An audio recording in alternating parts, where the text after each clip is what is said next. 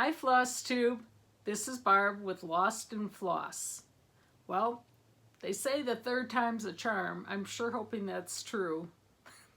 This recording is not really going the best today, but I think we're just going to use this however it turns out, because I'm going to clip on the final segment from a recording I did about a week ago showing all my fully finished objects, and in that the lighting was much better, and I guess I'm not going to worry about this segment quite so much, but I just wanted to add a little bit to the video talking about the overwhelming response and welcoming me back that I received to my first two solo videos. You guys just can't even begin to imagine what it meant to me, and I thank you so much. It just was phenomenal. I said that I kind of felt like Sally Fields the year she won the Oscar, and she's up on stage and she's saying, "You like me, you really like me." I don't know if I got that right, but I do remember something like that, and truly that's how I felt. I wasn't sure if I should do this or not, but I just was blown away by the response and nice messages. I read them all. I unfortunately don't have time to respond to them all, but really thank you so much. So let's get moving on, right? I just wanted to say thank you to Cricket. I got this cute little card, and look at this, 310. She said that she heard it was getting scarce, so that was waiting for me in the mail when I got home. Then I did a little online ordering. I had a gift certificate from 123 Stitch from Christmas, and so I decided to get a few things. One of the things was Country Cottage Needleworks Beach Day. I'm going to stitch this as a gift and make it into a flat fold for some friends of ours. They had invited us to stay with them on Grand Cayman, which is where we were when the whole coronavirus hit the United States. And unfortunately, we had to cut our trip a little bit short. So that was sad, but we still got to do some really nice things, and as always had a wonderful time with them. And so I'm going to use the Call for colors, which look really beachy. I hope you can see that. The one color I'm a little worried about is Petite Maison, and it's whitish with a little blue tinge, and I think that's the color of the water here. I'm just wondering if my skein of it is lighter, or if you've had one with more blue in it. I know the lighting isn't the best, but I just need to get this done tonight because I only have 2 more nights before Mania My Way starts. And for me, that means working on my grandson's stocking for an hour a day. I think I talk about this later too, but no new starts regardless for 20 days. So I really want to get the beach thing started and one other stitch. I have some new whips, but I'll show those to you another time. I ordered this Samplery chart, Mom, and I thought I'd stitch that up real quick for my mom for Mother's Day. So I will also have to get at least 1 stitch in this to not break my own Mania rules. Then the rest of the charts are from Little House Needleworks. I must never have gotten beyond that section of the site. America I've always liked. I think it's just really pops on that background. It's really reflecting here, but I think a lot of you have seen that. I'm in the midst of stitching spring ABCs right now and love how it's turning out. I'll show it to you another time. But summer was the last one I needed to complete the series, so I ordered that. And then the last one I chose was Summer Band Sampler. I stitched the fall one this year, and it was quick. The colors were great, just the called for colors, and now I have a nice frame that I could pop this one into. So I decided that's what I was gonna do.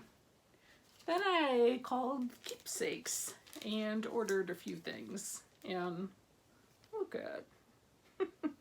Thanks, Steph. I love that with the little heart. I thought that was so nice of her. But when I called to give Barbara my credit card information, when we were almost done talking, she's like, well, is there anything else? And I'm like, oh, well, I wasn't gonna add anything on because I thought it would be a pain for them. But as long as she asked, I said, do you have any pink fabric for my spring fling bunny? And she had some of this week dye work blush. So I got that in 32 count, and I just love the shade. So Kathy of To Dye House, when you're ready to start that SAL, you let me know, okay? But what I really wanted, and I'm thrilled to have this, and I am probably going to start at least a few stitches in it tonight, is Ink Circles After the Roses. And this is a chart from this year's market. But look at the colors in there. It's so pretty. As soon as I saw it, I knew I would stitch it. So Barbara chose this piece of Under the Sea 32 count autumn for me. This is like such pretty modeling. And these are the colors that go on it. It's all pretty much classic colorworks, but maybe one gentle art. I don't know. I can't really spread them out very well, but you get the hint. But I think that's really going to be pretty because this fabric really picks up the berry and the pinky tones. And yet there's so much green in the chart and coverage that I don't think it'll be overwhelming. So I can't wait to get started on that. I'm really excited. Then the one other thing I have to show you that I forgot to take with me when I packed up to show you my FFOs was Laundry, The Never Ending Cycle by Hands On Design, and I stitched it on 28 count gray gingham check. I'm just thrilled with how this turned out. This is a gift for my daughter, and Leanne and I picked out the background fabric in a consult during our last video we made together. So it's extra special to me. We went with just the solid. I had some prints, but it was looking too much with the check fabric, and I just think this turned out perfect. I'm really excited to see how my daughter likes it.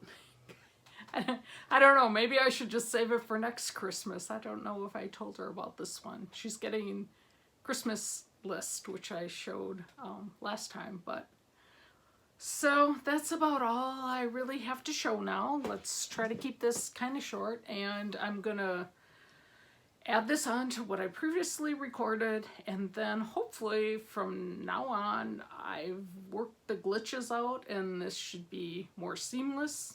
My first video only took me, I don't know, I had to record it twice, so that was fun. So I waited a week and tried again, and the filming or recording part went okay, but then the uploading was just awful, and so that's why I was going to just have it be 2 parts. But when the first part took 3 days, I mean, granted, our internet was very slow, but now we're home and hopefully it'll be better. So fingers crossed, and thank you again.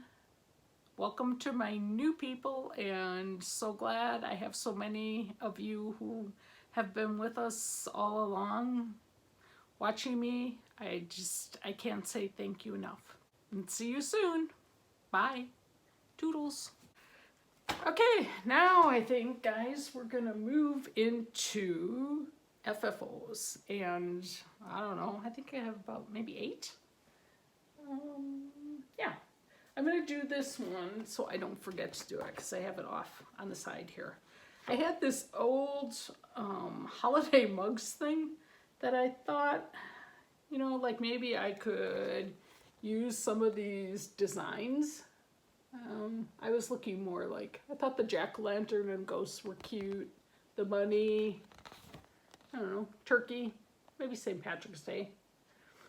But, and I probably bought this at Goodwill for, you know, 50 cents. But anyways, I had bought these paper mache eggs as a closeout, I think at Hobby Lobby. And I had them sitting around for a long time, and I always wanted to do something on them. So I used the bunny painting the Easter egg chart, kind of like going vintage with all the back stitching. I changed the colors, kind of. I mean, it kind of has the same tones, but I used whatever colors I had on hand. And what this is, that was another sorry. I am up to 6, which is less than my laugh time, but try to get out of that habit. Who says they can't teach an old dog new tricks, right? So this was a plain paper mache egg, and what I did was I had a piece of scrapbook paper that had these floral motifs sprinkled with more white in between.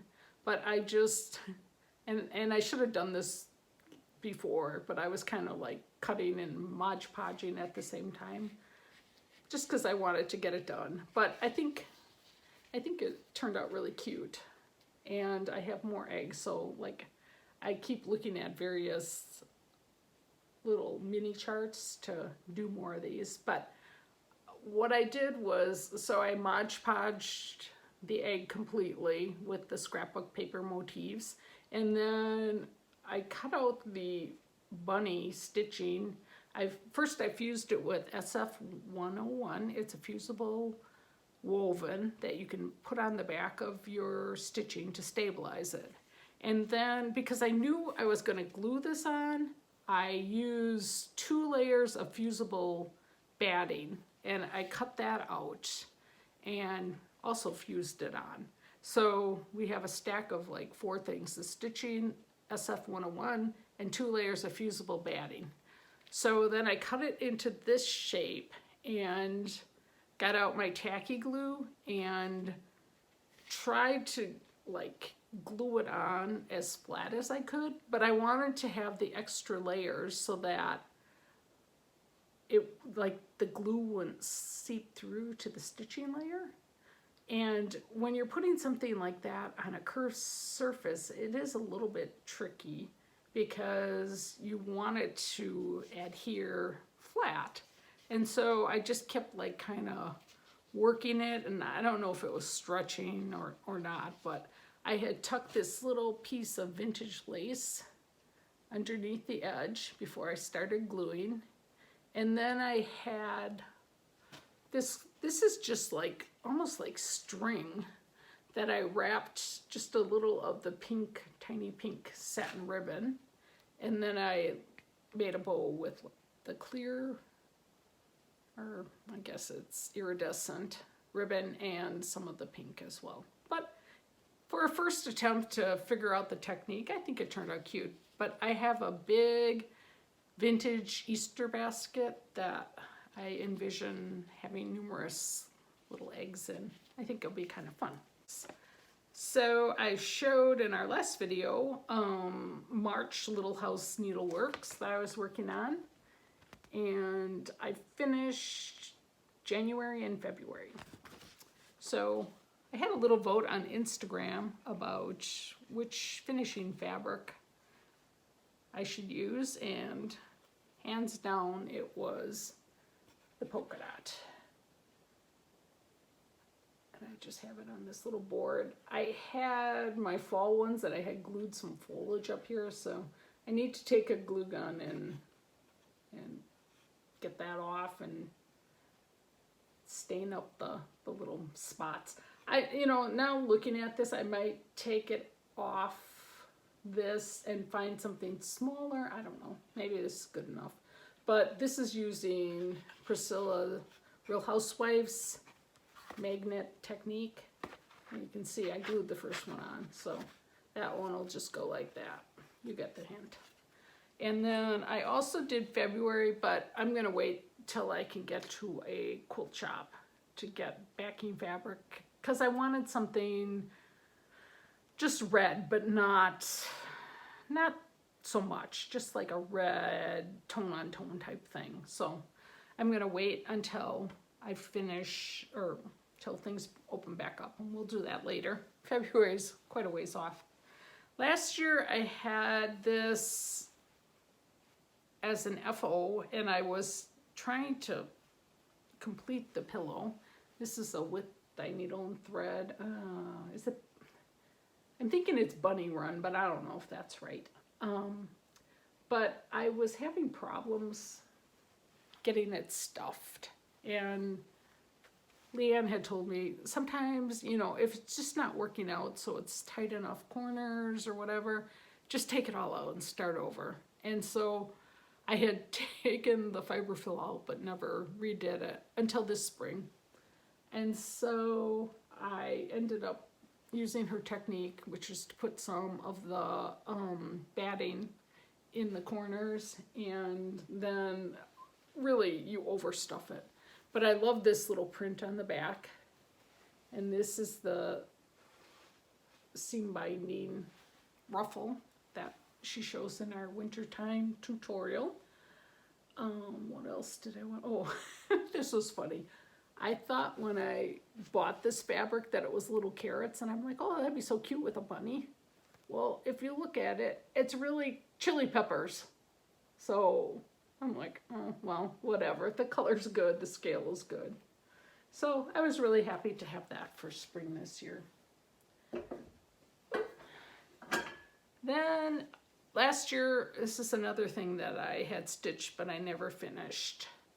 I use Vonna Twisted Stitchers flat fold tutorial, which is great. So if you want to do one of those, go to her site and check it out. She gives really good instructions. So this is New York Dreamer Love chart. So the same designer who designed wintertime, springtime. And I love this one as well. This was my first time stitching that on black, and I almost blinded myself, like, because I had to have a flashlight shining up through the black to see my holes. But I used Vonna's tutorial to make the cording, and then I had a little extra piece, and I'm like, well, what am I going to do with that? It's not enough to put on anything else. So what I did was I made, I don't know if it's showing up very good, but I made this little like curly Q, and then I just left the tail hang on that too.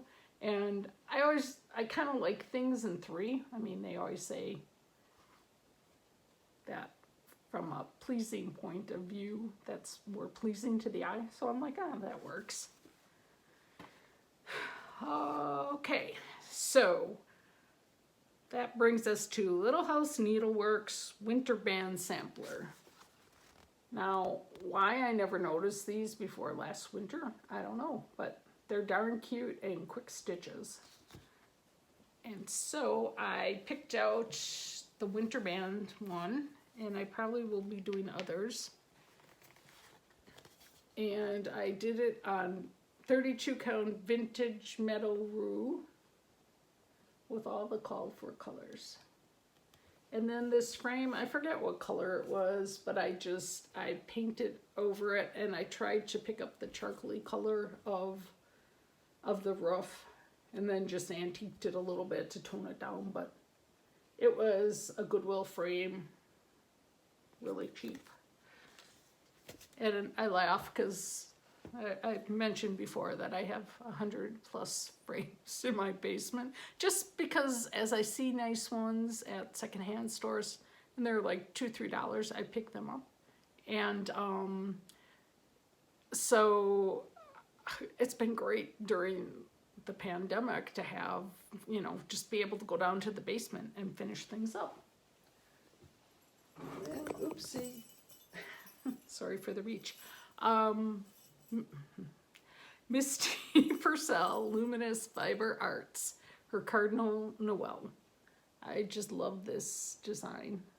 I'm probably making you sick just swinging it back and forth. I stitched this on 32 count Serene, which I wish it was just a little bit darker. I know other people had problems with the white letters showing up, but all in all, I think it's cute. And I just totally copied her finish because it was perfect, and I thought, that's what I like. So, and I had this cute little fabric, buffalo check snowflake for on the back. So I thought that worked really well. And I will be stitching more of her charts. They're really cute. But in case you don't know, it is this one.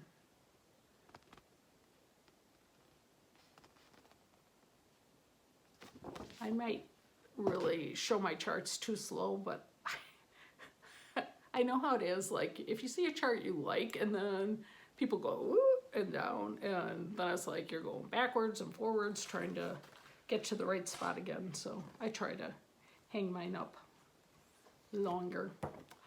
This is Easter Lineup by the Trilogy. And I bought this after seeing it at Stitchville in Minneapolis. And I just loved it. I used kind of, you know, similar colors, but whatever I had on hand. And once again, use Vonna's flat fold technique. I had this vintage rickrack from a box of stuff. Someday I should really just show it on a video clip, because it has such cute little trims in it, but usually the polka dot. And I just love these flat folds because they store so quickly. And the story behind this bow, this was, I guess it's like 20 ribbon that Leanne had on a gift she gave me one time. And I had saved it because I thought, oh, I'll maybe use it for something. This part's kind of going wild right now. But I thought, oh, what a nice memory to have that on there. I'll think of her. But I love this. Someone else had it, I can't remember, on Instagram. It was something they had stitched years ago. And, you know, it's just happy and cheery, and I love spring things. When I got back into stitching, Leanne and I had discovered Priscilla's site. So you know what a vast array of stuff she has out there. But the one chart I remember that just stuck with me, and I knew I would stitch it right away, and I would try to find a frame similar to hers, was Prairie Schooler Rabbit Run. I think it's just so cute. And I used most of the called for colors on this. I might have toned down the red just a little bit and the yellow, but there's some, this is paper, pardon me, but I found this frame at Goodwill, and I mean, it's old, you can see, well, that's my lacing. But I thought really it's easy enough to get this in and out that maybe I would use it for something else. So I'm not going to put anything on the back, but I just love this. This is really one of my favorite things. And I think what's cool about it is I really think I could take any of those motifs and maybe change up the colors a little bit and stitch them into cute little pillows. Not, you wouldn't even have to put the borders around them, and they'd be adorable. So, well, now I would have said that's my parade, but let's not go down there quite yet.